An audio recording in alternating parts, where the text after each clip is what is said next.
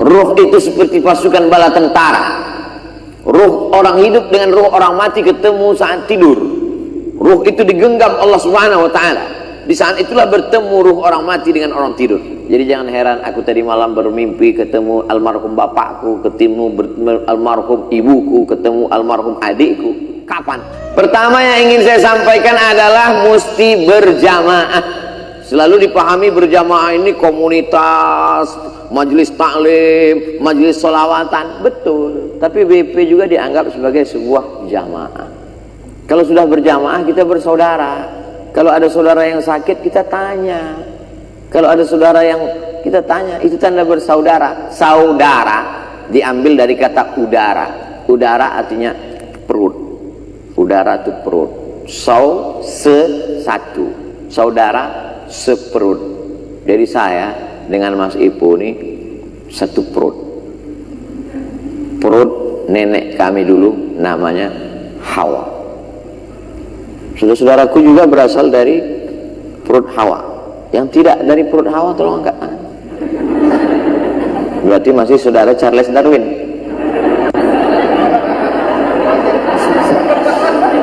Jadi kalau sudah bersaudara, tentu kita tidak mungkin mengkhianati saudara kita. Kalau sudah bersaudara, prinsip orang bersaudara, kalau ada saudaranya senang, itu saudara dia.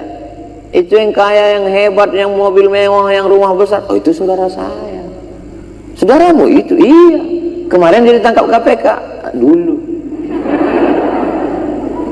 Kita selalu mengaku saudara kalau dia berhasil. Kalau dia gagal lalu kita katakan dia bekas, bukan saudara saya.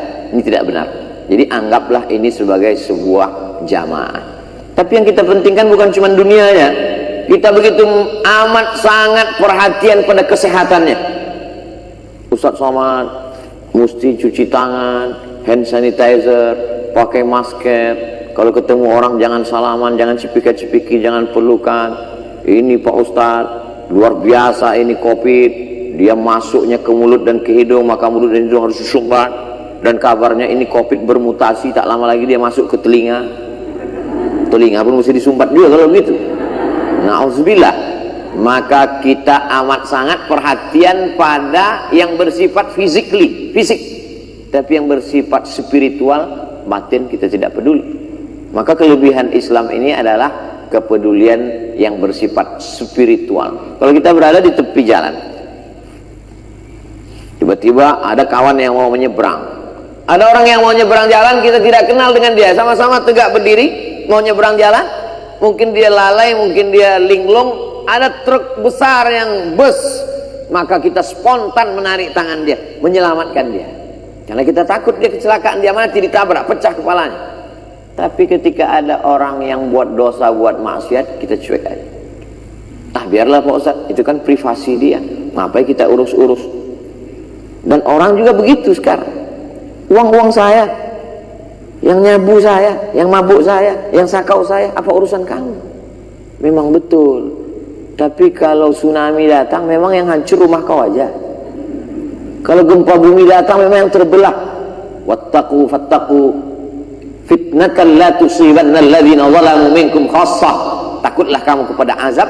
Kalau dia datang, dia tidak menimpa yang jahat saja, yang baik-baik pun juga kena. Angin puting beliung kalau dia datang, dia berputar, twister, semua dia gulung. Dia tidak akan berhenti. Oh ini rumah Ustadz Somad, cari yang lain lah.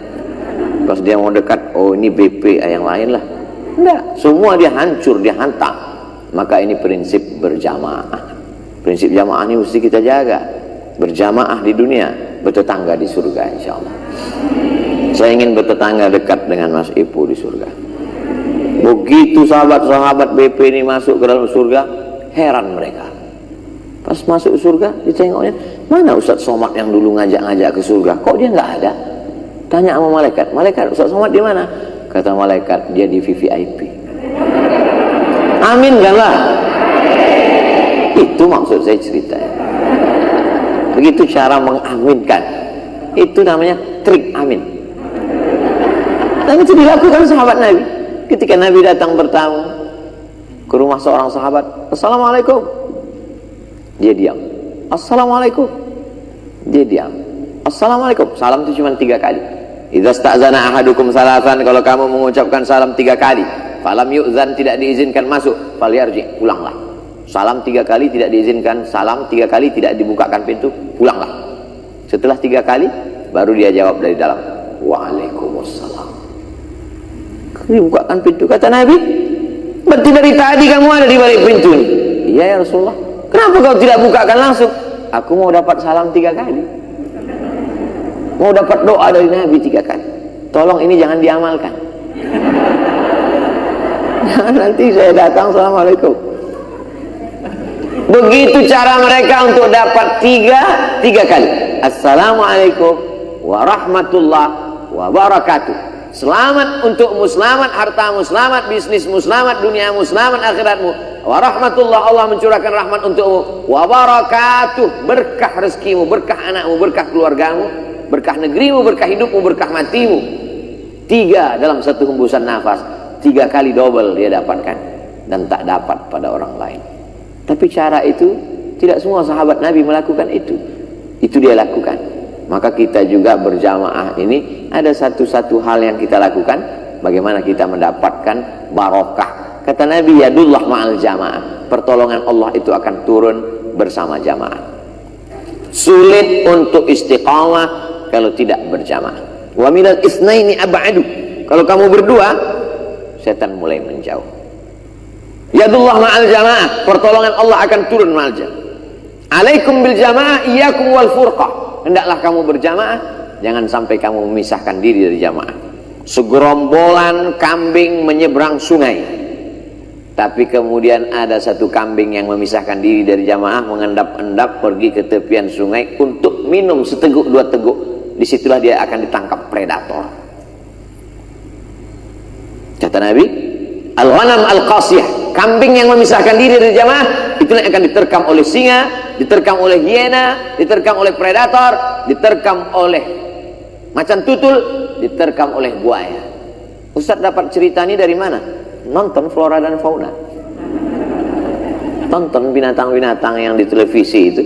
Kita mengambil pelajaran. Man salaka tariqan, siapa yang melewati suatu jalan, yaltamisu fihi ilman, di jalan itu dia dapat ilmu, sahalallahu lahu bihi tariqan ilal jannah. Alam terkembang menjadi guru, begitu kata orang Minangkabau. Berguru tidak hanya kepada buya, kiai, alim ulama, alam terkembang menjadi guru. Segerombolan bison, kambing, kerbau, hutan akan diterkam oleh serigala. Maka jangan memisahkan diri dari jamaah. Hidup kita ini 3. Pertama, hidup di tempat tinggal. Yang kedua, hidup di tempat bekerja. Yang ketiga, hidup di alam maya. Ketiga-tiganya kita mesti punya jamaah. Hidup di tempat bekerja yang sahabat-sahabat kita ini mengingatkan tentang hablum minallah, hablum minannas. Hidup di tempat di lingkungan yang dekat dengan masjid, surau, langgar, musola, pengajian, yang mengingatkan kita bahwa mati itu dekat. Hidup di alam maya, grup WhatsApp, Instagram, FB. Kalau kira-kira IG itu update statusnya selalu tentang ayat Allah, tentang hadis, tentang ceramah, follow. Di antaranya Ustaz Abdul Somad Official. Kalau kira-kira grup WhatsApp itu postingannya mengingatkan kita tentang hamba Allah, mengingatkan tentang Allah, terus berada di dalam. Tapi kalau grup IG itu hanya cucian lama belum kering, CLBK, grup SD, grup SMP, grup SMA, hanya sekedar na'udzubillah orang berselingkuh gara-gara itu, maka apa boleh buat, saatnya engkau menyelamatkan diri, karena kalau kau mati mereka pun tak mau menyelamatkan. Kawan-kawanmu satu SD, satu SMP, satu SMA, satu TK, paguyuban, satu kampung, alma mater itu hanya mau mengantarmu sampai ke liang lahat. Dulu kalau orang mati diantar sampai ke liang lahat. Sekarang hanya dibuatnya di wallmu, innalillah wa inna ilaihi raji'un. Sudah banyak contoh kasus. Oleh sebab itu maka jaga jamaah. Yang kedua, setelah kita berjamaah akan menjadi istiqomah. Setelah istiqomah barulah dia husnul khotimah. 3 sepaket: hijrah, berjamaah, istiqomah, husnul khotimah. Mengapa orang banyak hijrah pagi, petang buyar? Karena tidak berjamaah. Hijrah sendiri, belajar sendiri, baca sendiri, nyasar sendiri, mati sendiri. Tidak bisa, kita mesti bersama. Kebersamaan kita bukan hanya di sini, sampai mati pun kita tetap bersama. Kalau Abdul Somad mati, saya yakin dan percaya sahabat-sahabat BP paling tidak mengirimkan Al-Fatihah, Yasin, Qul Huwallah. Yang tidak mau kirimkan ayat Quran, Allahumma firlahu warhamhu wa'afihi wa'afu anhu. Betul. Cuman 2 orang yang mau ngirim. Ini semua kebersamaan bukan cuma di sini. Kebersamaan bukan cuma dalam bisnis. Kebersamaan sampai ke liang lahat. Kebersamaan sampai ke surga. Ya Rasulullah, ya Allah, ya, aku masuk ke dalam surga, tapi orang yang bersama denganku dulu, satu majelis ilmu denganku, satu sholat denganku, sama-sama berbuka puasa denganku, tidak ada di dalam surga. Apa kata Allah Ta'ala? Cari dia ke dalam neraka. Maka orang ini pun pergi masuk ke dalam neraka, mencari orang yang imannya sebesar biji sawi. Selalu ustadz-ustadz mengumpamakan benda kecil sebesar biji sawi, sementara ini orang nggak pernah melihat pohon sawi. Sebesar apa sih? Mohon maaf, tai coro, kecoa. Sebesar itu imannya ada. Apa kata Allah? Akhrijhu minan nar. Tarik tangannya, bawa dia ke dalam surga. Syafaat orang soleh. Seringkali jamaah, Ustadz Somad, tatap wajah saya, tolong cari saya nanti di neraka Ustaz. Kau kok pede kali masuk neraka? Heran saya nengok jamaah yang pede sekali masuk neraka. Jelas-jelas Nabi mengatakan man qala la ilaha illallah Muhammad Rasulullah dakhalal jannah. Siapa yang mengatakan la ilaha illallah Muhammad Rasulullah masuk surga. Jadi kita ini pedenya mesti pede masuk surga. Mestinya komunitas BP ini bertanya ke kawan-kawan, siapa di antara kalian yang masuk neraka? Siapa biar aku selamatkan. Sombong sekali Pak Ustadz. Kita bukan sombong. Jangan sampai kita memahami agama, lalu agama pemahaman sempit itu membuat orang menjadi takut beragama. Makanya saya kalau pergi ke beberapa daerah dulu, zaman tablik akbar, ke masjid itu cuma sekali. Lebih banyak saya ceramah di tanah lapang, sepak bola, di gor, di hotel. Kenapa? Karena ada beberapa orang yang takut mendengar ceramah pengajian ke masjid. Aku kalau pengajiannya di tanah lapang sepak bola mau, lapangan futsal mau. Tapi kalau di masjid takutlah. Kenapa? Ceritanya neraka terus. Aku kalau ke masjid takut Pak Ustadz. Kenapa? Teman saya 2 kali ke masjid, pas ketiganya meninggal. Jadi di agama itu ditangkapi, dipahami dengan horor, menakutkan, mengerikan. Kenapa orang tidak bercerita tentang nikmat kubur? Kenapa selalu bercerita tentang azab kubur? Supaya orang takut Pak Ustadz. Iya, tapi dalam agama itu diajarkan basyiru, berikanlah kabar gembira. Ada tentang nikmat kubur yang luar biasa. Nikmat kubur, kuburnya sejauh mata memandang, lapang, luas. Kuburnya mengalir taman-taman surga. Bukankah di antara doa yang diajarkan, Allahumma ja'al qabrahu raudhatan min riyadil jinan. Jadikanlah kuburnya salah satu dari taman-taman surga. Memang betul, ada kuburan yang jadi lubang neraka. Tapi ada juga kuburan yang menjadi taman surga. Insya Allah kuburan orang BP belum lagi nyanamin langsung. Kuburan orang BP taman-taman surga insya Allah. Al-arwah junudul mujannadah. Ruh itu seperti pasukan bala tentara. Ruh orang hidup dengan ruh orang mati ketemu saat tidur. Ruh itu digenggam Allah Subhanahu wa Ta'ala. Di saat itulah bertemu ruh orang mati dengan orang tidur. Jadi jangan heran aku tadi malam bermimpi ketemu almarhum bapakku, ketemu almarhum ibuku, ketemu almarhum adikku. Kapan? Ketika sedang tidur, ruh digenggam Allah. Lalu kemudian orang yang hidup, ruhnya ditiupkan lagi. Ketika ditiupkan itu dia berkata, Alhamdulillahilladzi ahyana ba'da ma amatana wa ilaihin nusyur. Ada orang yang ruhnya ketemu dengan ruh Nabi Muhammad SAW. Itu yang dikatakan Nabi, man ra'ani fil manami faqad ra'ani. Siapa yang melihat aku dalam tidurnya, sungguh dia sudah melihat aku. Kenapa? Ruh almar'u ma'aman ahab.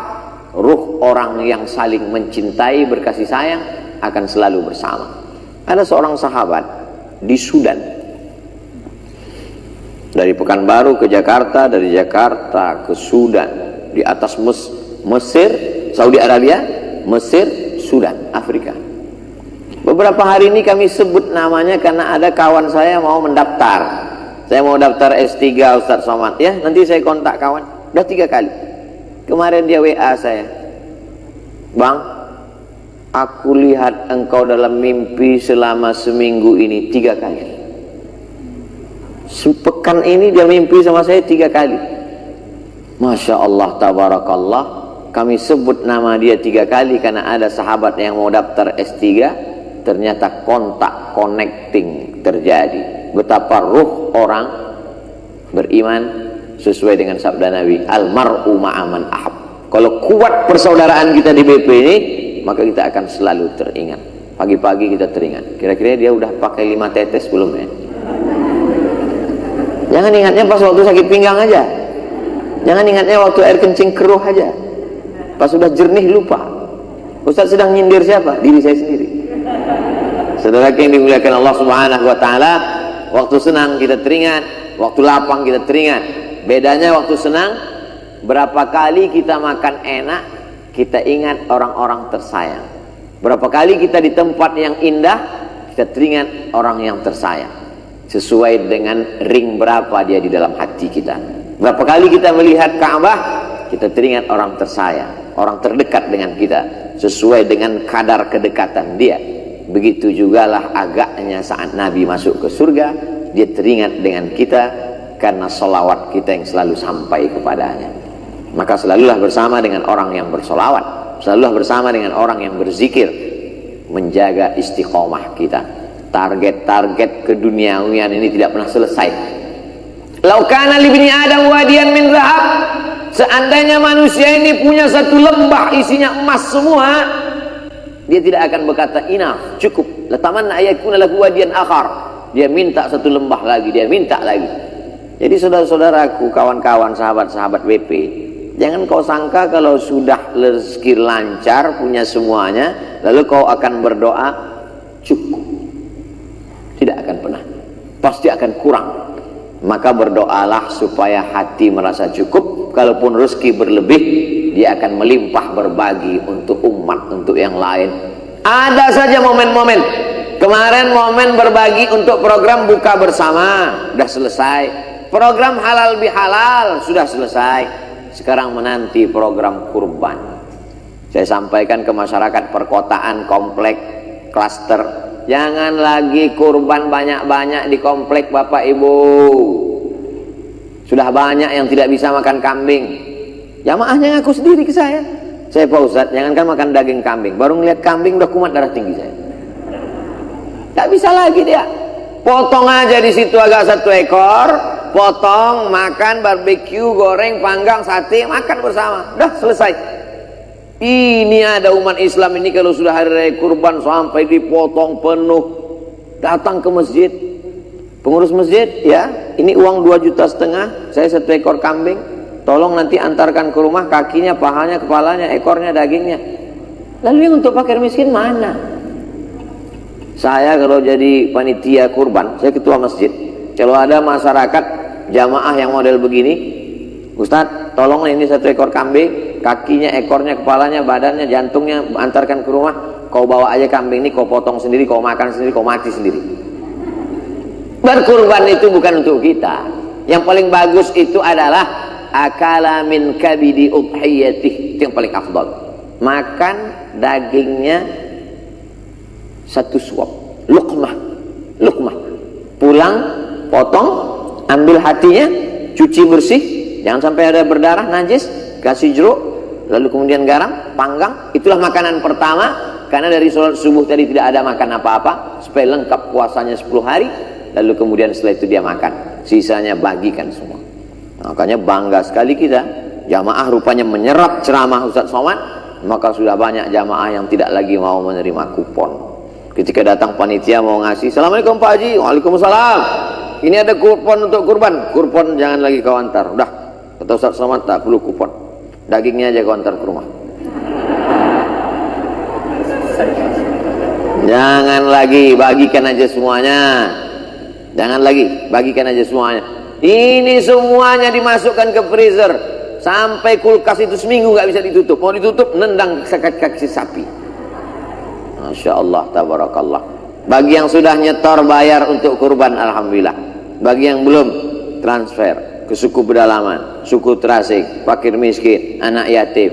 Kalau daging itu nyaman lewat di tenggorokan kita, begitu jugalah rasanya nyaman lewat di tenggorokan mereka. Berbagi di Ramadan hanya buka puasa, nasi sebungkus 2 bungkus.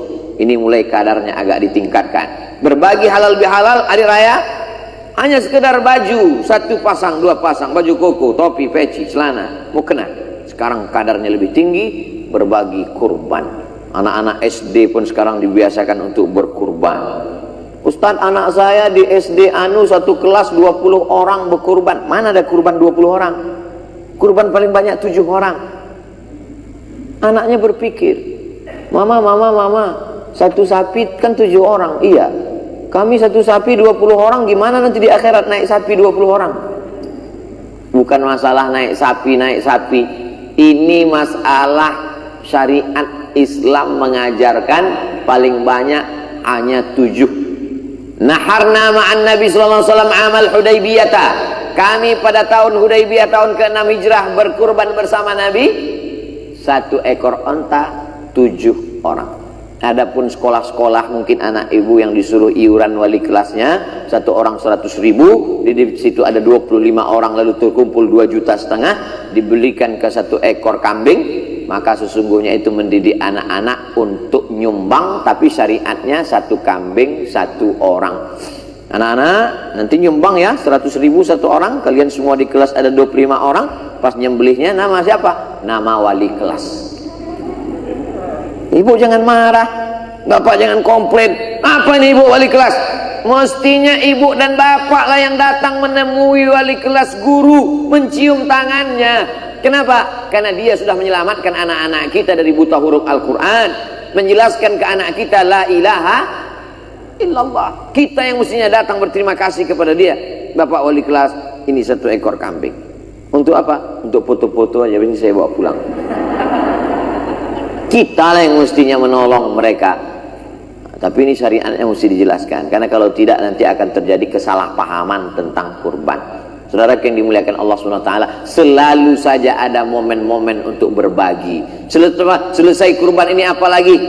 Datang kita ke sekolah-sekolah fakir miskin, anak yatim, duafa, panti jompo. 1 pondok pesantren, santrinya 1.000 orang, WC-nya 10. Bayangkan antriannya itu. Maka datanglah orang BP menyumbangkan WC, toilet, kamar mandi, maka mengalirlah pahalanya. Saya nggak mau nyumbang toilet Pak Ustadz. Kenapa? Karena ada Ustadz yang ceramah mengatakan man bana masjidan, siapa yang bangun masjid maka dia nanti akan dapat masjid, rumah megah di surga. Terus saya nggak mau cuma dapat WC Pak Ustadz. Logika berpikirnya tidak seperti itu. Man yassara an mu'sirin yassarallahu anhu yaumal qiyamah. Siapa yang memudahkan urusan orang, maka Allah akan mudahkan pula urusannya hari kiamat. Begitu cara berpikirnya. Tidak ada urusan yang paling sulit melebihi urusan menahan buang air besar dan buang air kecil. Bagi yang sering kebelet tahu itu. Maka ketika kau siapkan WC ini, makanya masjid, surau, langgar, musola yang di pinggir jalan raya, jalan lintas, itu jangan dikunci semua. Ada WC 10. Masjid tidak mau memberikan bagi musafir, bukakan 1. Ini permintaan dari musafir, pesan ke Ustadz. Sampaikan ini Pak Ustadz, sering kami akhirnya buang air kecil di dinding masjid gara-gara ini. Tapi Pak Ustadz, mereka kan cuma buang air kecil aja, nggak mau mampir ke masjid, nggak mau sedekah. Ya kalian buatlah baleho besar-besar. Buat baleho besar-besar. Silakan ke toilet, tapi jangan cuma kencing aja. Masa masuk surga cuma kencing? Tunjukkan. Buatkan baliho besar macam baliho BP ini. Hebat baliho BP ini. Besar tapi tak ada gambar orang. BP. Saudara yang dimuliakan Allah Subhanahu wa taala, ini penting. Kenapa penting? Karena kalau tidak kita hidup ini hanya berputar-putar saja. Putar sana, putar sini, sibuk sana, sibuk sini. Orang sibuk, kita sibuk. Orang ketawa, kita ketawa. Orang mati, kita insya Allah masih lambat lagi. Kenapa? Alladzi khalaqal mauta, Allah menciptakan mati, wal hayata, Allah menciptakan hidup. Untuk apa dibuat Allah hidup dan mati? Saya merenung, pejamkan mata sejenak, terbayang kawan saya meninggal, guru saya meninggal, sahabat saya dalam dakwah meninggal, lebih muda dari saya, lebih sehat dari saya. Kenapa saya sampai hari ini masih hidup?